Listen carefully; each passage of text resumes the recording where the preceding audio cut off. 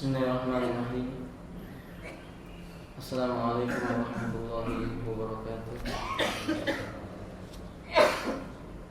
Innal hamdalillahi nahmaduhu wa nasta'inuhu wa nastaghfiruh. Wa na'udzu billahi min shururi anfusina wa sayyiati a'malina. Man yahdihillahu fala mudilla lahu wa man yudlilhu fala hadiya lahu. Asyhadu an la ilaha illallah wahdahu la syarika lah wa asyhadu anna Muhammadan abdullahi wa rasulullah. Allahumma salli ala Muhammadin wa ala alihi wa ashabihi wa man tabi'ahum bi ihsanin ila yaumiddin. Amma ba'd. Akhwati rahimani wa rahimakumullah. Asal yang berikutnya, qala al-ustaz hafizahullah ta'ala, anna ahla sunnah wal jamaah ya'muru muslimina ala sabri bil adai wa musibatin wa yashkuru ila Allah azza wa jalla wa qabala wa radiya bima ja'a min al-qada'i wa qadrihi. Ahlu sunnah memerintahkan kepada kaum muslimin supaya senantiasa bersabar ketika Allah berikan kepadanya ujian atau cobaan, bersyukur ketika Allah memberinya kebahagiaan, redha dengan ketetapan dan takdirnya Allah azza wa jalla. Qala Allah tabaraka wa ta'ala, ya ayyuhalladzina amanu isbiru wasabiru warabitu wattaqullaha la'allakum tuflihun. Sebagaimana Allah mengatakan dalam surah Al-Imran, hai orang-orang yang beriman, bersabarlah kamu, kuatkanlah kesabaranmu, dan tetaplah bersiap siaga dan bertakwalah kepada Allah, la'allakum tuflihun, supaya kamu beruntung. Wa qala alaihi salatu wassalam, ajaban li amril mu'min. Nabi mengatakan menakjubkan urusan orang beriman. Inna amrahu kullahu khairun. Sungguh semua urusan orang beriman itu kebaikan. Wa laysa dzaka li ahadin illa lil mu'min.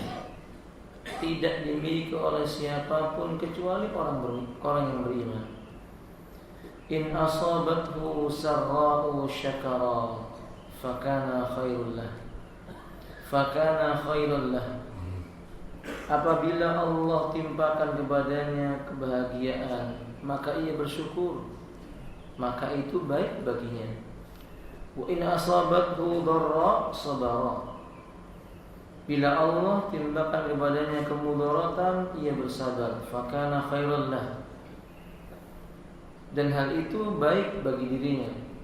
Hadis ini dikeluarkan oleh Imam Muslim, Imam Ahmad, Ad-Darimi, dan Ibnu Hibban, menjelaskan kepada kita keadaan apapun orang beriman itu baik. Maka tidak selayaknya orang beriman mengambil suatu perkara kecuali dengan kesabaran. Dan sudah pasti orang beriman akan diuji oleh Allah azza wa jalla. Allah subhanahu wa ta'ala sudah memastikan hal ini. Ujian akan Allah berikan kepada mereka, liyabluwakum ayyukum ahsanu amala. Alladzi khalaqal mauta wal hayata liyabluwakum ayyukum ahsanu amala. Zat yang menciptakan mati dan hidup agar ia menguji kalian, siapa di antara kalian yang paling baik di dalam beramal. Nah, Allah Subhanahu wa ta'ala benar-benar mengingatkan kepada kita, ahasiban nasu ayyutraku ayyakulu amanna wa hum la yuftanun. Apa manusia mengira bahwa ketika ia telah mengucapkan kami beriman kemudian dibiarkan tanpa diberi uji, tanpa diuji?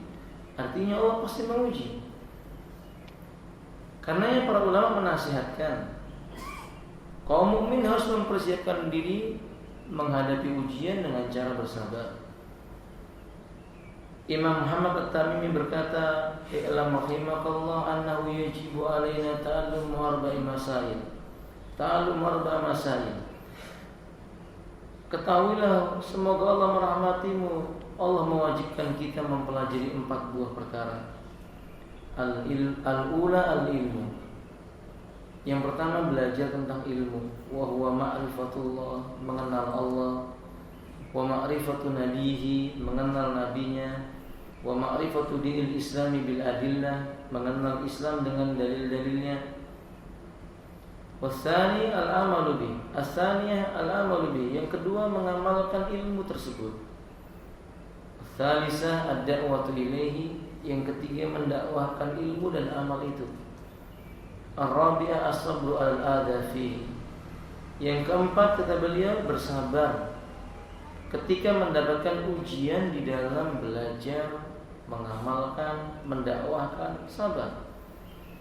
Ini sesuatu yang tidak mungkin dihindari. Dari hafizah rahimahullah, Allah Subhanahu wa taala menyebutkan tentang sifat orang-orang yang beriman, inna fi dzalika laayatin likulli sabarin syakur. Sesungguhnya pada yang demikian itu terdapat tanda kekuasaan Allah bagi siapa? Likulli sabarin syakur, bagi setiap orang yang bersabar dan bersyukur. Ketika seseorang memiliki 2 sifat ini, sabar dan syukur, Allah akan bukakan kebaikan dengan mengetahui tanda-tanda kekuasaan Allah. Hatinya lebih mudah menerima Al-Quran. Sebagian para ulama menyebutkan iman itu ada 2 bagian. Bagian yang pertama adalah sabar, bagian yang lainnya adalah bersyukur. Jadi 2 mata pedang ini tidak bisa dipisahkan. Iman itu sebagian yang memerlukan kesabaran, sebagian yang lainnya adalah bersyukur kepada Allah Azza wa Jalla. Sebagian salafun saleh, orang-orang saleh di zaman dahulu mengatakan sabar bagian daripada iman. Innamas sabru, sesungguhnya kesabaran itu minal iman. Inna sabra minal iman, sabar bagian daripada keimanan. Memang Allah memang mengumpulkan sifat sabar dengan sifat syukur. Seperti ayat yang tadi kita katakan, inna fi dzalika laayatin likulli sabarin syakur, likulli sabarin syakur, bagi setiap orang yang bersabar dan bersyukur. Wa qala ulama'una annal iman bana ala ruknain. Iman itu dibangun atas 2 rukun. Kita tahu rukun iman ada 6, tapi ini yang dimaksudlah bahwa dibangunnya iman itu atas 2 rukun. Yang dimaksud di sini adalah al-yaqin was sabru, yaitu dibangun di atas keyakinan dan kesabaran. 2 rukun ini Allah sebutkan di dalam surah As-Sajdah ayat 24. Wa ja'alna minhum a'immatan yahduna bi amrina lamma sabaru wa kanu bi ayatina yuqinun. Dan kami jadikan di antara mereka itu pemimpin-pemimpin yang memberi petunjuk dengan perintah kami. Lamma sabaru, ketika mereka bersabar. Lihat, orang yang bersabar atas ujian, Allah berjanji wa ja'alna minhum a'immatan yahduna bi amrina. Kami jadikan di antara mereka pemimpin-pemimpin yang memberi petunjuk dengan perintah kami. Kalau seandainya pada hari ini saudara kaum muslimin kita diuji dengan pemimpin yang mungkin jauh dari nilai agama, yang tidak mengenal agama dengan baik, mungkin sebagian mereka zalim kepada kaum muslimin, bahkan kezalimannya sudah teramat sangat kepada kaum muslimin. Allah memerintahkan kepada kita lamma sabaru, tatkala mereka bersabar. Wa ja'alna minhum a'immatan yahduna bi amrina lamma sabaru. Kami akan jadikan di antara mereka pemimpin yang memberi petunjuk dengan perintah kami tatkala mereka sabar. Kita diperintahkan untuk bersabar. Wa kanu bi ayatina yuqinun, dan adalah mereka meyakini ayat-ayat kami. Terhadap ayat-ayat kami mereka yakin. Dengan keyakinan ikhwati, seorang akan tahu hakikat perintah dan larangan. seorang akan mengerti mana balasan dan mana siksa. Dan sedangkan dengan kesabaran, seseorang mampu melaksanakan perintah Allah, menahan diri dari apa yang dilarang oleh Allah. Sabar membuat seorang hamba melakukan yang diperintahkan, meninggalkan yang dilarang. Yakin mendatangkan ketenangan dalam diri seorang hamba, dan bisa membedakan mana balasan, mana ganjaran, mana siksaan. Jadi seorang mukmin mesti sabar. Qala Al-Ustaz Hafidhullah Ta'ala, penulis buku ini berkata, wasabru yuqsamu ala salasati ahwalin. Sabar itu dibagi pada 3 keadaan, 3 macam. Pertama, as-sabru limtisani awamirillahi ta'ala wa ta'atihi. Sabar dalam melaksanakan perintah, dalam mentaati Allah Ta'ala. Dan ini bukan hal yang mudah. Berapa banyak manusia diperintahkan oleh Allah dan mereka menyadari itu perintah, tapi sebagiannya tidak sabar melaksanakan perintah. Allah perintahkan kaum muslimin pergi ke masjid, yang lelaki sholat berjamaah. Lihat ya kafilah, tidak semua orang bersabar melaksanakan ini. Dalam keadaan dapat musibah, dia ke masjid berjamaah. Dalam kondisi dia susah, dia ke masjid. Begitu dia mendapatkan kesenangan, dia tidak ke masjid. Sabar melaksanakan perintah berpuasa, menahan rasa lapar, menahan lemahnya tubuh. Sabar ketika berjihad di jalan Allah. Sabar melaksanakan perintah untuk menuntut ilmu. Berapa banyak manusia yang belajar ilmu agama yang itu diperintahkan oleh Allah Ta'ala tidak bersabar, putus di tengah jalan. Saya sering mengajar bahasa Arab. Itu biasa Pak, kalau misalnya hari pertama, kedua yang hadir banyak 50, 60, nanti mulai pertengahan bulan tinggal 20, di akhir bulan tinggal 2 orang, bulan kedua nggak ada yang datang. Kurang bersabar dalam belajar ilmu agama. Padahal belajar ilmu itu perintah Allah SWT. Melalui lisan Rasulnya, Rasulullah SAW bersabda, talabul ilm fariidatun ala kulli muslim. Dan Imam Ahmad menyebutkan, orang yang diharamkan dari sifat sabar, Allah haramkan kebaikan pada dirinya. Orang yang diharamkan oleh Allah dari sifat sabar, Allah haramkan ilmu darinya. Tidak ada mempelajari ilmu yang tanpa sabar. Belajar ilmu perlu dengan kesabaran, bertahun-tahun. Karena memang ganjarannya, Allah berfirman, yarfa'illahu alladhina amanu minkum walladhina utul ilma darajat.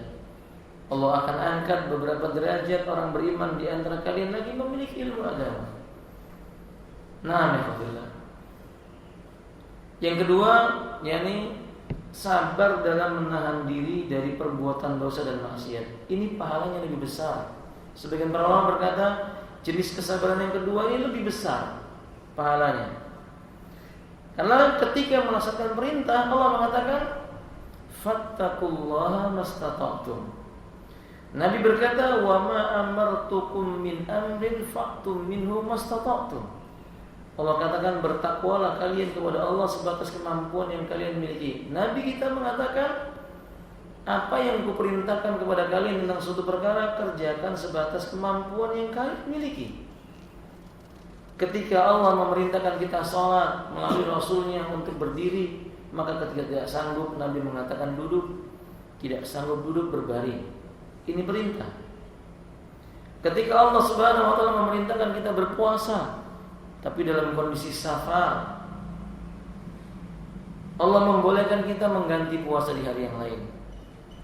Nah, khawatirnya, tetapi untuk permasalahan yang diharamkan, ketika Allah mengharamkan khamr, ketika Allah mengharamkan zina, mengharamkan perjudian, mengharamkan riba, semua lafadznya dengan kalimat ditinggalkan seketika itu juga.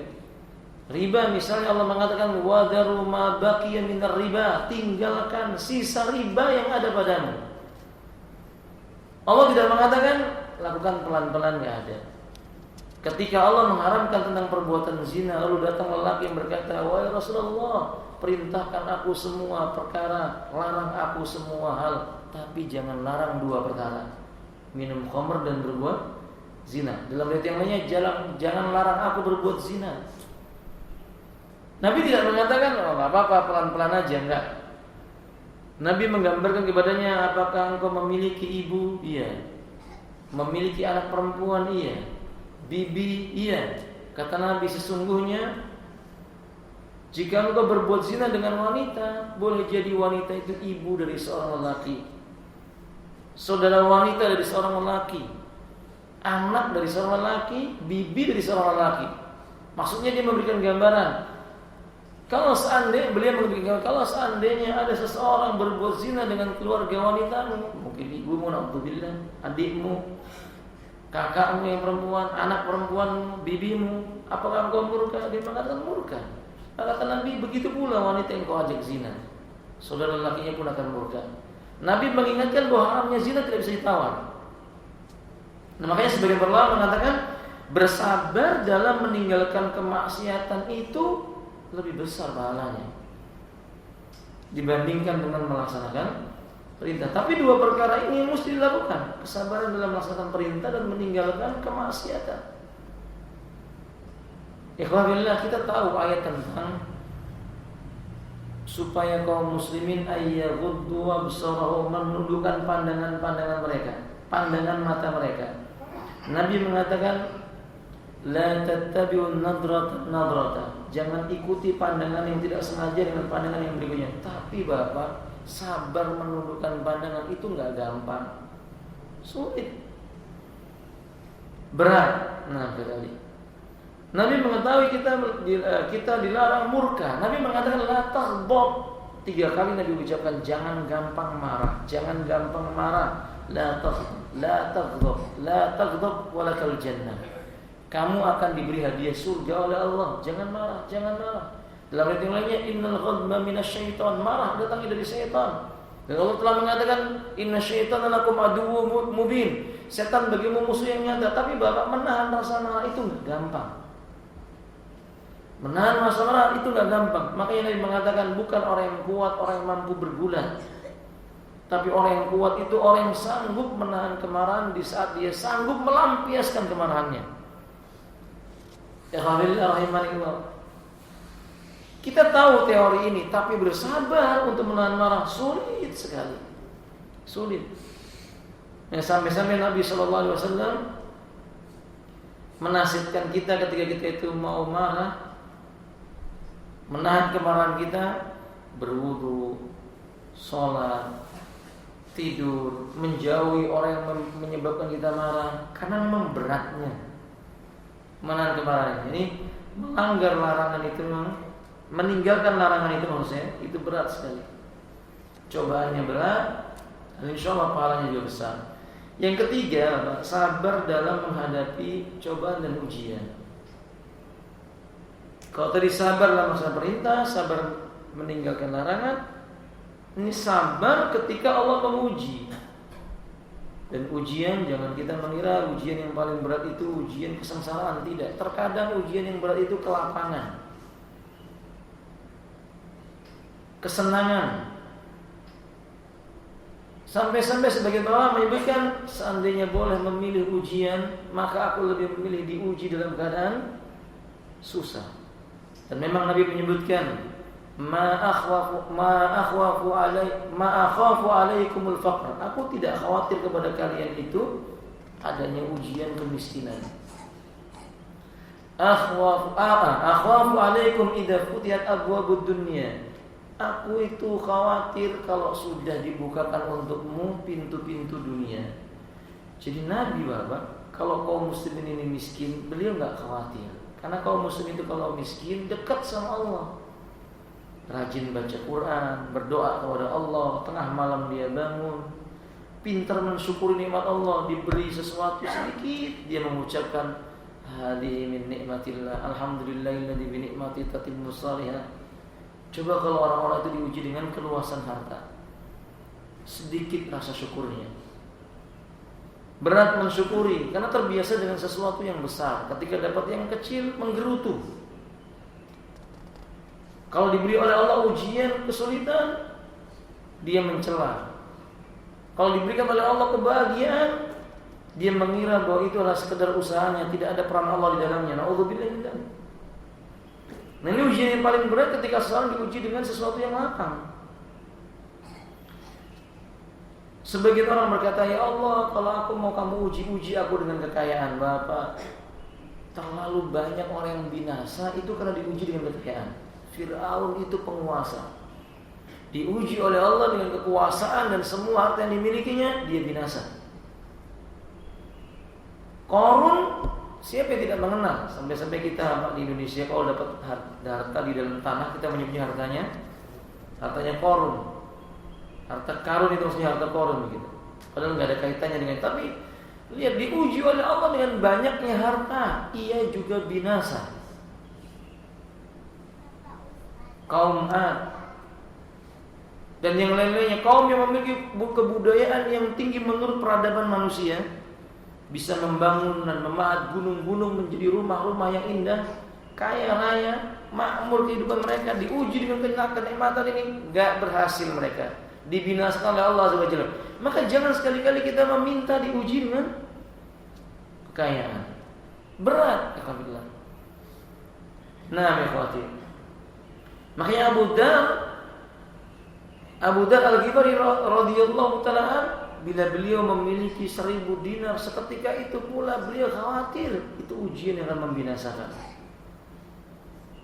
Tapi terkadang kaum muslimin menyangka kalau diuji dengan kesulitan itu Allah tidak mencintai. Padahal Nabi SAW menyebutkan, idza arada Allah ala abdi bi mahabbatin asaba Allah bi musibatin. Fi riwayat, idza arada Allah taala ala abdi bi mahabbatin yusibuhu. Kalau Allah menghendaki cinta kepada seorang hamba, Allah kasih dia ujian.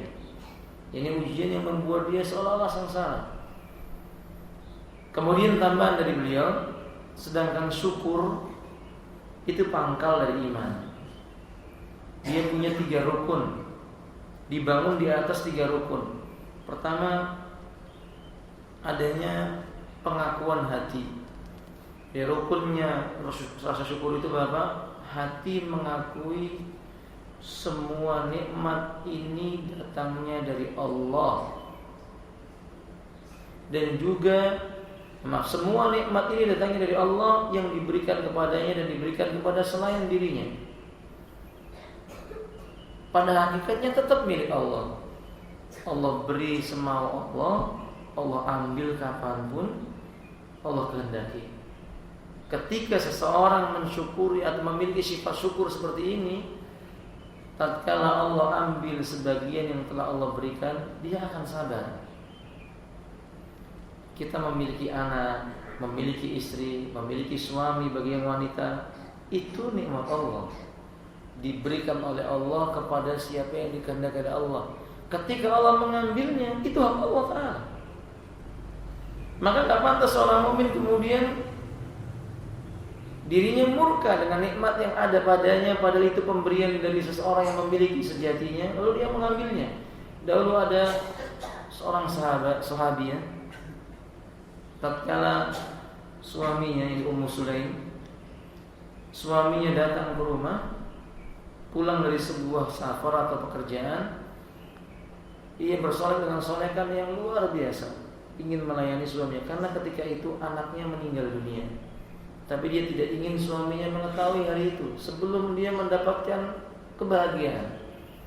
Dia bersolek, dia melayani suaminya dengan cara yang baik, sampai akhirnya ia berkata, bagaimana menurutmu bila seandainya ada orang yang menitipkan amanah kepada kita, lalu tiba-tiba pemilik amanah itu memintanya? Kata suaminya, wajib kita berikan kepada pemiliknya, wajib kita kembalikan kepada pemiliknya.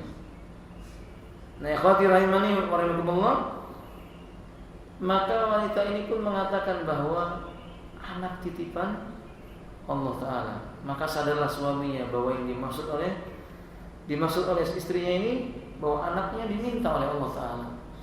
Maka suaminya pun mengadukan hal ini kepada Nabi. Nabi justru mendoakan kebaikan bagi istilah wanita tersebut. Ini kenapa? Karena dia keyakinan muncul dalam dirinya sangat amat kuat bahwa nikmat ini dari Allah, pemiliknya Allah. Allah berikan dan titipkan, suatu waktu Allah akan ambil kembali. Dan wajib ketika itu kita bersadar. Nah, jadi semua bapak yang ada pada kita nikmat Allah, nikmat sehat, ini nikmat Allah. Allah titipkan kesehatan pada diri kita untuk digunakan beribadah kepada Allah. Sewaktu-waktu nikmat sehat itu akan diambil oleh Allah. Itu tidak mungkin tidak. Mungkin diambil secara langsung kemudian mati. Mungkin diambil oleh Allah dengan pelan-pelan. Mulai diberi oleh Allah penyakit, mulai diberi oleh Allah usia yang sudah semakin tua, lemah badannya, mulai berjalan gak sanggup lagi jauh. Maka ketika nikmat ini diambil oleh Allah sedikit demi sedikit, kita harus sadar. Syukuri nikmat itu, kemudian gunakan untuk yang baik. Kemudian bila diambil kita sadar. Yang kedua, Bapak, rukun daripada rasa syukur itu dibangun di atas rukun menampakkan nikmat, menyanjung Allah atas nikmat yang Allah berikan kepada. Artinya semua sekecil apapun itu nikmat. Allah demi Allah, bahkan ujian itu adalah nikmat Allah. Kenapa? Karena berapa banyak orang yang diberi ujian oleh Allah Ta'ala jadi semakin sadar. Kalau dia nggak diberi ujian mungkin dia nggak akan sadar. Itu bukti bahwa ujian adalah nikmat Allah Ta'ala. Nah, berapa banyak seorang yang berbuat nista, tidak pernah sholat, berjudi, berbuat maksiat, kemudian diuji oleh Allah Ta'ala mungkin dengan kaki yang lumpuh, mata yang buta, jadi bertobat kepada Allah. Itu bukti bahwa ujian adalah nikmat dari Allah. Ujian merupakan nikmat dari Allah Azza wa Jalla. Nah, kalau seorang sudah diberi nikmat oleh Allah Ta'ala, maka seorang mukmin harus mengetahui Allah suka dengan bekas-bekas nikmat yang Allah berikan kepadanya. Maksudnya kita memuji Allah, kita menyanjung Allah, ditampakkan nikmat Allah itu. Fa amma bi nikmati rabbika fahaddits. Kata Allah, maka adapun terhadap nikmat Rabbmu ceritakanlah. Nikmat Allah diceritakan kepada manusia supaya manusia bisa mengambil ibrah, lalu mereka pun melaksanakan sesuatu yang bisa mendekatkan kepada Allah Azza wa Jalla. Kalau kita Bapak diberi oleh Allah Subhanahu wa Ta'ala kendaraan, ini nikmat Allah. Bagaimana cara menampakkan bekas-bekas nikmat ini? Ya gunakan untuk berjalan menuju sesuatu yang diridhai oleh Allah. Silaturahim, menyambung tali silaturahim, menghadiri majelis ilmu, meminjamkan kepada orang-orang yang berjuang di jalan Allah Ta'ala. Itu namanya menampakkan bekas-bekas nikmat. Bukan tertipu dengan nikmat. Punya kendaraan mewah, pagi, siang, malam, pikirannya cuma kendaraan saja. Mau tidur, buka situs tentang kendaraan, cari pernak-pernik yang menghiasi kendaraan, ketemu dengan teman, ngobrol masalah kendaraan, azan berkumandang, sibuk ngelap mobil kendaraan, sudah maghrib menjelang, ini terfitnah dengan nikmat seperti ini, berarti gagal dengan ujian. Kalau seandainya dia tidak gagal dengan ujian, menampakkan nikmatnya, azan berkumandang, dia tidak bisa berjalan ke masjid, dia pakai kendaraannya ke masjid. Nah, dia ajak keluarganya dengan kendaraannya untuk memakmurkan masjid. Jadi alhamdulillah, jadi syukur itu ini bangunannya. Bangunan yang pertama tadi itu mengakui dengan hatinya, bangunan yang kedua ini menampakkan nikmat Allah Ta'ala itu. Ketika Allah berikan kepada kita harta, jangan bakhil. Bekas-bekas nikmat Allah itu disukai oleh Allah. Maksudnya, jangan bakhil. Gunakan harta kita untuk berjuang di jalan Allah yang bisa menjadi pembela kita di yaumil qiyamah. Yang ketiga, Bapak, menggunakan nikmat. Jadi rukun yang ketiga itu rasa syukur ini menggunakan nikmat dalam rangka taat kepada Allah. Ya, tadi menampakkan nikmat dengan cara menyanjung dan memuji Allah Ta'ala, kemudian menggunakan nikmat itu dalam rangka taat kepada Allah Ta'ala. Na'udzubillah. Ikhwati, handphone itu nikmat Allah, smartphone atau apa namanya itu nikmat Allah Ta'ala. Cobalah kita gunakan untuk sesuatu yang baik. aplikasi Qur'annya dibuka, dibaca, bukan cuma dipasang. Searching di internet, buka hukum-hukum yang kita bisa pelajari di dalamnya. Kita merasa ragu bagaimana fatwa para ulama Ahlus Sunnah, kita cari di sana. Dengarkan suara-suara nasihat dari para ulama menggunakan handphone itu, bukan untuk maksiat, bukan untuk berdua-duaan dengan perempuan, bukan untuk mengancam istri. Berapa banyak para lelaki mengancam istri dengan handphonenya. Kalau kamu buka handphoneku, ku ceraikan kamu. Naudzubillah. Ini lelaki menyembunyikan sesuatu dalam handphonenya. Itu bukan mensyukuri nikmat Allah Azza wa Jalla. Maka mestinya gunakan nikmat Allah ini. Beliau bernama menasihati sabar dan syukur, dua faktor penyebab bagi pelakunya mendapat sabar dan syukur, dua faktor yang menyebabkan pelakunya bisa mengambil manfaat dari ayat-ayat Allah Ta'ala, bisa mengetahui tanda-tanda kekuasaan Allah Azza wa Jalla. Karena sabar dan syukur buah dari tauhid dan buah dari mengikuti sunnah Nabi Sallallahu Alaihi Wasallam. Poin yang terakhir pada kesempatan kali ini, alhamdulillah rahimani Allah, Ahlus Sunnah mengajak manusia untuk memelihara ukhuwah. Akhi billah, ukhuwah bukan milik orang musyrik. Ukhuwah bukan milik orang-orang yang meninggalkan sunnah, membuat bid'ah. Ukhuwah itu lebih pantas disematkan untuk Ahlus Sunnah, karena itu mereka disebut dengan Ahlul Jamaah. Karena itu mereka disebut Ahlul Jamaah. Nabi SAW bersabda, al-mu'min lil-mu'min kal-bunyan yasuddu ba'dhum ba'dha. Orang beriman atas orang beriman yang lainnya seperti bangunan, saling mengokohkan satu sama yang lainnya. Bapak-bapak, saudara kita yang beriman, mungkin saja mereka bermaksiat. Saudara-saudara kita yang beriman, mungkin saja mereka melakukan pelanggaran terhadap hukum Allah. Tapi kita harus ingat, ketika kita berlepas diri dari saudara kita yang berbuat maksiat itu, hendaklah berlepas diri setakar dengan kemaksiatan yang dimilikinya. Jangan melampaui batas.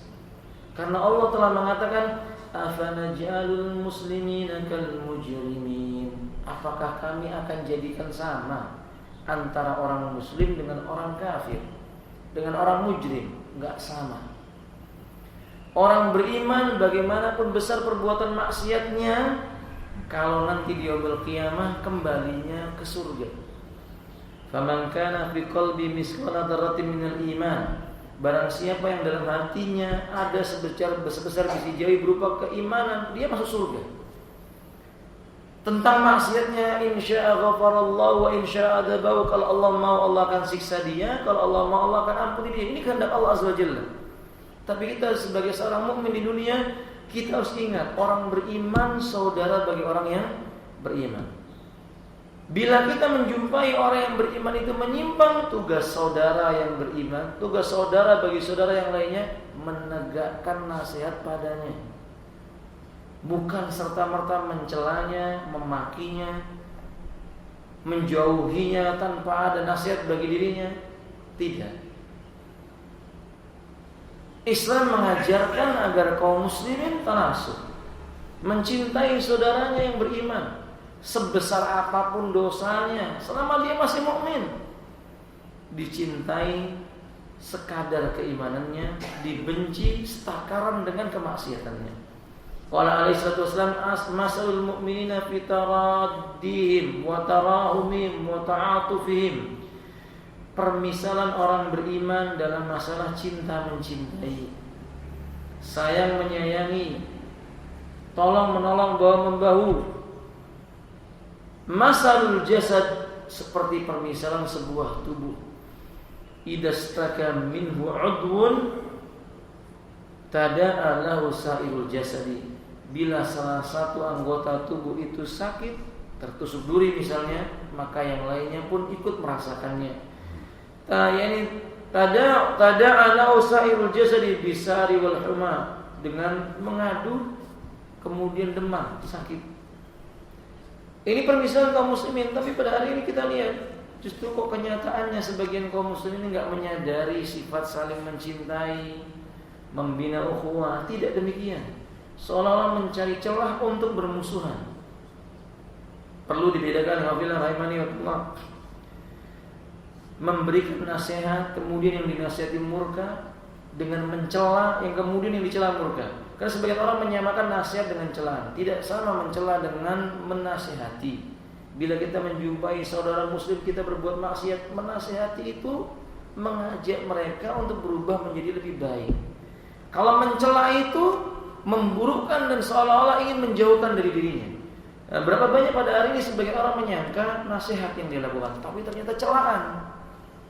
Dia burukkan saudara-saudara muslimnya. Nah, alhamdulillah rahimanillah, di antara hak muslim yang bisa mendatangkan sikap ukhuwah, saling mencintai karena Allah yang dianjurkan oleh Ahlussunnah, ketika berjumpa mengucapkan salam. Ini Bapak, ini sunnah yang mulai ditinggalkan oleh sebagian kaum muslimin. Kita mungkin salah satunya. Kita itu enggak salam kecuali sama orang yang kenal. Ini diubah, Pak, diubah. Nabi kita berkata afsus salam, tebarkan salam. Artinya kalau ketemu orang muslim, kenal enggak kenal, ucapkan salam. Saking tidak terbiasanya salam, Bapak, kita sering jumpai ada orang muslim duduk, kita ucapkan assalamualaikum, dia bingung menjawabnya. Dia mengatakan, oh iya Pak, silahkan. Karena memang tidak terbiasa dengan salam.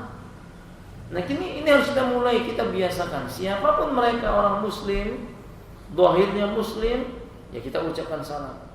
Ya, kecuali orang ini sudah tegakkan nas, dia pelaku maksiat, pembuat keburukan, penyebar bid'ah, ditegakkan nasihatnya apa berubah, ya tidak perlu kita mengucapkan salam kepadanya. Kalau memang terbukti demikian. Yang kedua, bila diundang dipenuhi undangannya. Ingat, walaupun hanya diundang makanan yang menurut kita remeh, mungkin minum teh, jangan ditolak. Karena haknya seorang muslim, bila diundang dia menjawab. Yang ketiga, bila ada seorang muslim minta nasihat, dinasihati. Jika ada orang minta nasihat, bertanya tentang sesuatu yang kita tahu, jawab, nasihati. Yang keempat, kalau dia mengucapkan alhamdulillah ketika bersin, maka kita ucapkan apa? Yarhamukallah. Kita doakan dia agar Allah merahmati dirinya. Yang kelima, jika sakit dijenguk. Ini juga kebiasaan buruk kaum muslimin, menjenguk kaum muslimin yang sakit yang dia kenal saja. Padahal kadang-kadang menjenguk orang sakit itu ada pelajaran besar, Pak. Kita yang mungkin bertubuh kuat, kekal, kaya raya, ketika kita mendatangi rumah sakit ada orang yang sakit, dengan biaya yang banyak kita akan sadar ternyata yang kita miliki itu enggak seberapa. Itu jadi bisa mengambil ibrah. Tapi sekali lagi, jarang kita yang mau menjenguk orang sakit, jarang. Tidak ada yang seperti Abu Bakar, sedikit sekali seperti Abu Bakar. Ketika Nabi bertanya siapa yang pagi ini telah bersedekah, semua diam. Abu Bakar berkata, saya ya Rasulullah. Siapa pada hari ini yang telah menyambung tali silaturahim, pagi-pagi sudah menyambung tali silaturahim, semua diam. Abu Bakar berkata, saya ya Rasulullah. Nabi bertanya lagi, siapa di antara kalian yang sudah menjenguk orang sakit, semua diam. Abu Bakar berkata, saya ya Rasulullah. Siapa yang sudah mengantarkan jenazah, saya ya Rasulullah. Masya Allah, diborong semua sama Abu Bakar Siddiq. Ya wajar kalau kemudian Nabi mengatakan kalau boleh mengambil kekasih dari kalangan manusia, Nabi berkata Abu Bakar kekasihku. Yang keenam, ya kalau dia meninggal diselenggarakan jenazahnya, disolatkan, dimakamkan. Nabi berkata khamsun tajibu lil muslimi ala akhihi. 5 perkara wajib dilakukan seorang muslim atas saudaranya. Raddus salam, ini sebagai dalilnya tadi Pak ya. Menjawab salam, tasmitul atis, mengucapkan doa untuk orang yang bersin, mengucapkan hamdalah. Ijabatul dakwah, menjawab undangan. Iyadatul marid, mengunjungi yang sakit. Wattibaul janais, dan mengantarkan jenazah. Yang ketujuh, kalau dia sulit diberikan bantuan. Nah, kadang-kadang kaum muslimin enggan mengetahui saudaranya sulit, paling hanya sanggup mengucapkan sabar ya akhi, yakinlah dapat ganjaran dari Allah. Kan begitu. Ketika kita bertanya, gimana kabarmu saudaraku? Saya lagi diuji oleh Allah, Pak. Sabar ya akhi ya. Nanti datang pertolongan Allah. Innallaha ma'as sabirin. Orang sabar, Allah bersama dengan orang. Artinya enggak bersama dengan dia yang bertanya, bersama dengan Allah Ta'ala. Na'udzubillah min dzalik. Nah, orang muslim jangan demikian. Orang muslim berusaha. Kalau nggak bisa meringankan keseluruhannya, setengahnya. Nggak sanggup setengahnya, sedikit dari yang mampu kita lakukan untuk meringankan kaum muslimin. Kenapa tidak? Bantu kaum muslimin. Kalau membantu kaum muslimin tidak akan merugikan. Tidak datang kerugian sedikit pun. Nah, kadang justru kita menjumpai ada orang berkata, saya punya hutang yang banyak Pak, tolong bantu saya, pinjami lagi untuk bayar hutangnya. Mestinya kita jangan meminjamkan hutang. Kalau kita meminjamkan berarti dia berhutang lagi. Beri kepada dia hadiah. Ini buat untuk membayar hutang semampu yang kita lakukan. Karena insya Allah tidak akan menyia-nyiakannya. Yang ke-8, mudahkan urusannya. Nah, kalau ada saudara kita yang berhutang kepada kita, kita lihat kalau memang kondisinya dia tidak sanggup untuk membayar, maklumkan, tunda waktu penagihannya.